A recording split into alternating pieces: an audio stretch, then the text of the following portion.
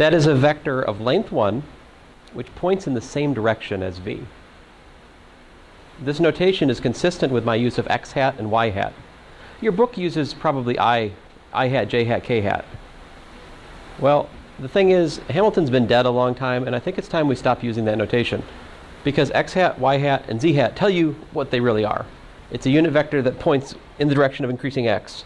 It's a unit vector which points in the direction of increasing y.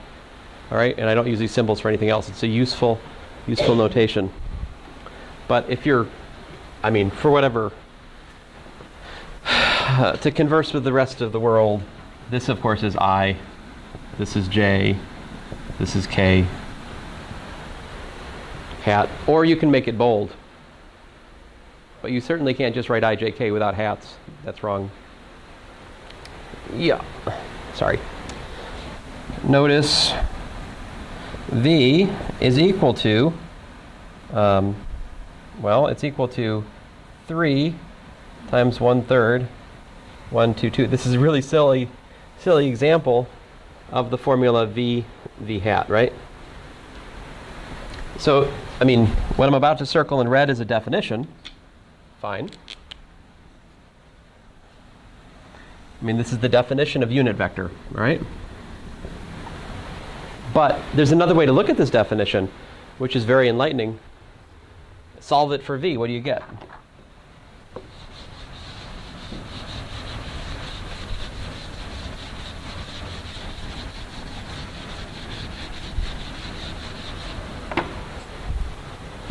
We get v is equal to v hat, which again is to say a vector can be written as a magnitude times a direction. So the unit vector is the direction vector. So what else would you like to know about vectors? Obviously you'd like to understand their geometric relation. Like, how do you find the angle between vectors? So here's a problem. Suppose I have this cube, right? I want us to consider two specific vectors in this cube. This cube, it's a cube. It has sides of equal length, right? So what's the angle?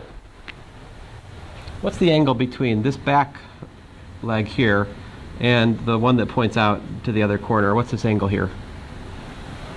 If you've had Calculus 3 with me, you're not allowed to answer. Was it? 45? Who agrees? Yeah? I agree. You agree? See, but the thing is, it's not 45 degrees. And the trick is that if we take these and we just look at them like this, it's not actually a square. The plane they lie in, yeah, this side has length L, let's say. But this one over here, this is L and this is L. So this is actually L times root 2. So it's not 45 degrees, it's something else. Now, I'm happy you guys said 45 degrees. Almost every class I've ever asked this to says 45 degrees. You just want it to be 45 degrees. It's human nature. So you see, we need something to understand how to calculate angles like this, right? And drawing pictures isn't going to do it. And seeing these planes is very cumbersome, right? So it'd be nice if there was some sort of simple way of calculating angles between vectors in 3 dimensions. In fact, there is. It's tied to something called the dot product, right? So next class, we'll talk about the dot product and the cross product. We'll see how that all goes together. I'm behind. It's my stupid children. I talked about them. So annoying. So, yeah, you can cut it off.